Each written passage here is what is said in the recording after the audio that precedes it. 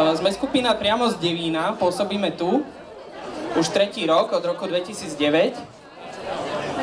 A zaoberáme sa rímskou armádou a trošku okrajovo aj kultúrou a civilným životom Rímanov. Dneska sme si pre vás pripravili program, v ktorom si trošku predstavíme teda aj tú civilnú časť a hlavne tú vojenskú. Rímania naposledy boli v Devíne niečo cez vyše 1600 rokov. Je otázne, či práve oni tu založili prvý vinice. To teraz tak trošku prepojím teda s vínobraním, že prečo sme tu. Je však veľmi pravdepodobné, že práve im možno ukladať zásluhy teda o vinohradníctvo tuto v tejto oblasti. No a my si teraz príchod Rímanov oživíme a zavoláme si jedného môjho kolegu, rímskeho vojaka, legionára, a trošku sa s ním porozprávame a poukazujeme vám teda, čo nosili takí vojaci a ako sa líšili od seba, lebo nebolo všetko iba o legii, tých povolaní v armáde bolo viac. Milites venite!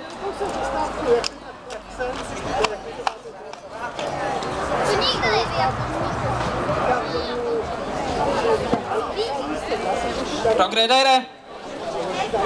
Nuncio! Prečo si sám?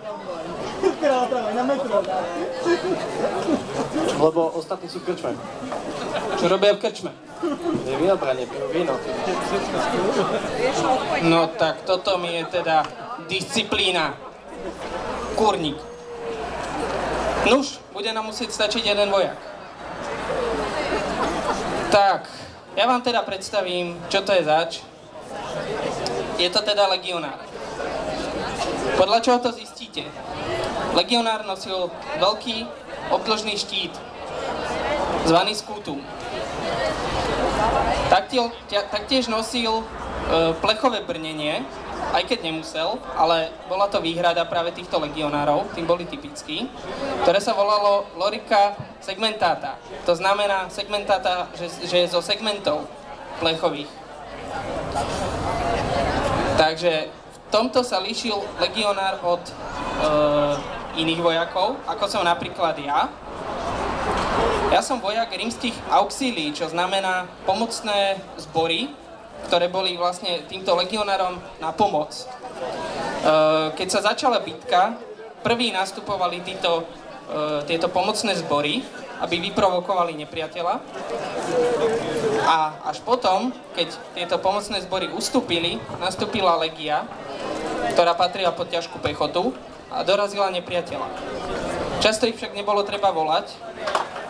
Niekedy bola rímska armáda taká mocná a tak strach naháňajúca, že nepriateľ zutekal už po nástupe auxílií. Ja sa od legionára líšim tým, že nosím krúžkové brnenie, takzvané po latinsky lorica hamata. Taktiež nosím príľbu, ktorá nie je zo železa, ale bola vyrobená z bronzu, tak konkrétne je z mosadze. Nosím veľký oválny štít, ktorý sa volal Klipeus, a nosím kopiu, ktorá sa volala hasta. Tá kopia slúžila aj na hádzanie, aj na bodanie. Takže bola, tým, že bola taká pomerne krátka, bola dosť univerzálna. Legionár bol práve že vybavený hádzacím oštepom zvaným pilum. Momentálne to pilum nemáme ešte k dispozícii. Išlo o oštep, ktorý keď sa hodil, tak sa ohol. Mal takú dlhú tyč železnú, na ktorej bol hrot. A ten pri zabodnutí sa do takéhoto štítu sa ohol. A nešiel vybrať. Ďalej, čo sa týka tej výbavy, tak spoločným vybavením vojakov bol napríklad meč, ktorý sa volá Gladius. Gladius je krátky, jednoručný meč, vhodný na hlavne bodanie, ale dá sa s ním aj sekať. A slúžil na likvidovanie nepriateľa z blízkosti. Na diaľku je veľmi zlý. Vy sa musíte priblížiť najprv súperovi, aby ste na ňo dočiahli. Ale to nevadí, na to ste dobre vybavení. Áno, on mal extra Gladius Condite.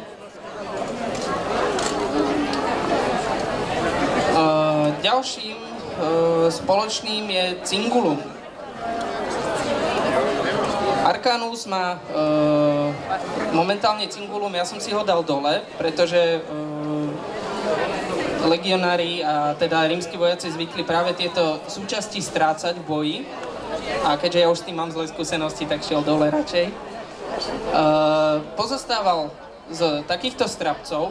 Tie strapce samotné sa volajú Cingulum a symbolizujú vojenskú príslušnosť. Podľa toho ste zistili aj v civile, či ide o rímskeho vojaka alebo obyčajného občana. Opasok bol obitý mosadzými, bronzovými alebo niekedy železnými alebo dokonca striebornými a zlatými plechmi, ako tento. Potom mal taký vojak na sebe vlastne obuté rímske vojenské sandále, zvané Caligae. Určite poznáte cisára Caligulu, neslavne preslaveného. Tak tento cisár dostal túto prezývku, bola to jeho prezývka vlastne. Teraz si trošku vyskúšame, ako náš legionár ovláda latinské povely. Intente ad dextram pergite ite transponere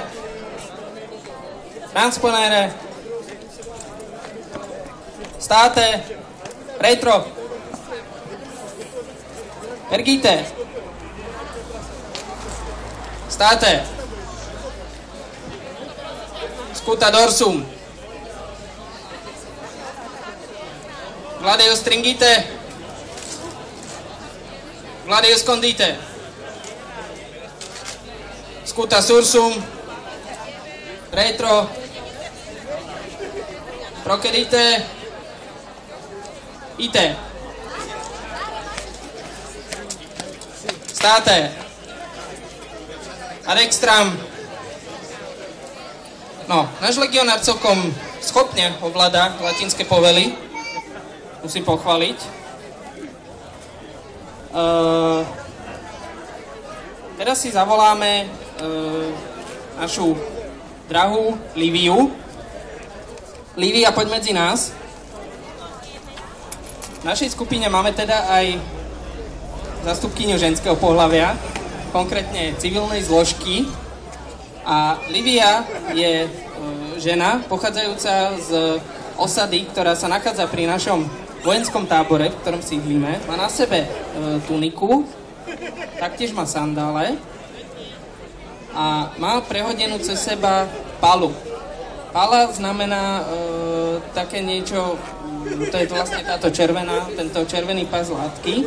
A slúžilo to podobne ako toga, bolo to vlastne také slušnejšie oblečenie do spoločnosti. Livia teda vlastne predstavuje tú civilnú zložku a môže byť napríklad dcerou nejakého obchodníka alebo manželkou vojaka. Boh vie. Toto tajomstvo si zoberie so sebou, keď začneme bojovať. A vlastne títo ľudia, čo žili v tom Vicuse, čiže v tej osade pri tábore, napríklad sa venovali nejakým remeslám a zásobovali teda tie jednotky, ktoré v tábore žili. Často prichádzali za tými vojakmi a putovali s nimi, aby si zarobili, bola to ich obživa. Vojaci veľa kupovali a práve takýto tovar, ktorý sa v tomto Vicuse objavoval. Teraz, Livia, ďakujeme. Teraz si niečo povieme o rímskom bojovom umení. Rímania ovládali skvelé šerm, ovládali narábanie so štítom, vedeli hádzať oštiepmi alebo kopijami, vedeli teda aj zápasiť, učili sa dokonca jazdiť na koni, keby bola ich jednotka rozdrvená, tak aby mohli nasadnúť na konia a čo najrýchlejšie si zachrániť život, aby boli použiteľní do ďalšieho boja. Taktiež sa učili plávať a toto všetko vlastne obsahuje to rímske vojenstvo. A my sme si pre vás pripravili taký súboj, ktorý vám teraz chceme predviesť. V tom súboji budú použité prvky, ktoré ktoré ukážu práve že slabiny vojakov, oboch teda povolaní, aj auxilii, aj legií. Budú vedené útoky na krk, na rameno pod chránič, na nohy, ktoré Rímania mali veľmi zraniteľné, pretože ich mali holé. Až neskôr sa používali chrániče aj na nohy. A taktiež možno budete vidieť nejaké náznaky útoku na ruku. Ak nie, tak ich uvidíte teda v druhom súboji, ktorý sme si už pre vás nepripravovali, ale budeme improvizovať. Takže uvidíme, kto tento súboj potom vyhrá.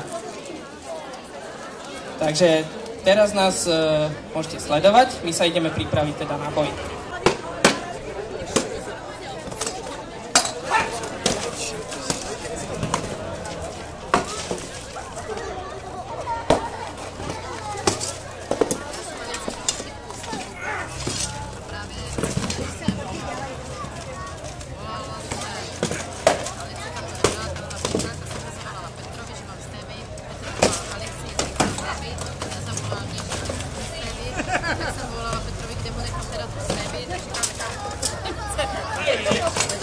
Stevy je stále 3 € a to dáte dalších 50.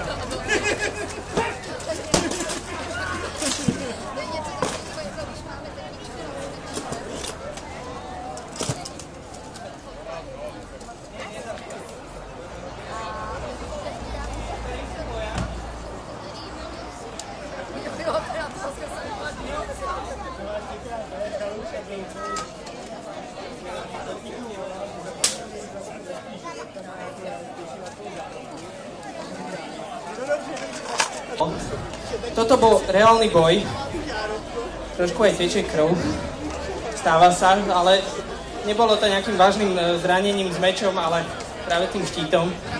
Už má čo to za sebou, občas niečo trčí. Na tréningoch sa nám to stávalo často, takže nezlaknite sa.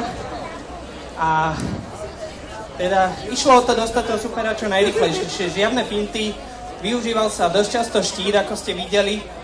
Zahnal som sa tým štítom smerom hore, aby som legionára donútil odkryť sa z dola. A ak ste videli ten zásah do nohy, podrezal som mu šlachu, aby som ho dostal na zem. Šlachy sú veľká slabina. To isté platilo aj pri vojakoch, jak si prerezali šlachu, vojak neobstal. A v momente, jak som ho dostal na zem, išiel som mu po krku, lebo krk má jediný odokrytý, takto najbližšie na smrteľné zranenie. Tak, a teraz si ukážeme taký nenacvičený súboj. Si pripravený, Arkanus? Fajn, ja som tiež pripravený. Takže, teraz sa ukáže, kto má navrch, kto je šikovnejší. Dúfajme, že nedojde žiadnym zraneniam. A teda pozorne sledujte, možno uvidíte zase tie prvky, ktoré som už spomínal.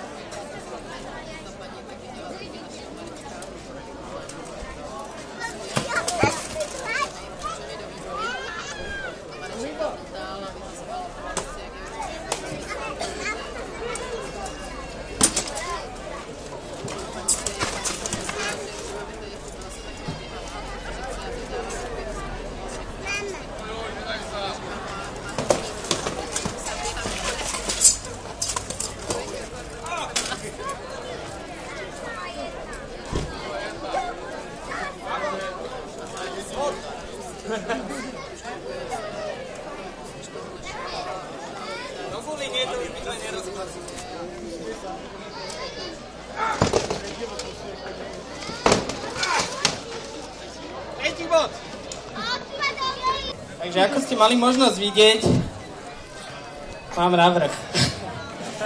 Tak vám poviem. Sú to skúsenosti, šermujem už o rok dlhšie a kolega je zameraný hlavne na tiež rímske auxilie, momentálne legionárskú výbavu má zapožičanú. Nevie ešte s tým toľko narábať, učí sa. Takže potleskaj jemu, držal sa dobre, statne. A my sa teda s vami teraz rozlúčime. Ďakujeme, že ste si nás pozreli. Poprosím ešte našu drahú Liviu, aby zavítala medzi nás. Ďakujeme organizátorom, že nám umožnili sa zúčastniť tohto programu. Keby ste mali nejaké otázky potom, alebo si chceli popozerať bližšie výzbroj, navštívte nás tuto za tým stromom, máme stôl, kde máme rozložené iné rekvizity, napríklad kožušinu vlka, ku ktorej vám niečo porozprávame, alebo nejaké také veci, ktoré patria z vojenskej výbavy. Takže lúči sa s vami historicko-vojenská skupina z CEAR z Devína. Ďakujeme veľmi pekne. Bolo to krásne predstavenie. Myslím, že aj zaujímavé, historicky poučné. Deti to môžu využiť na hodinách dejepisu v škole.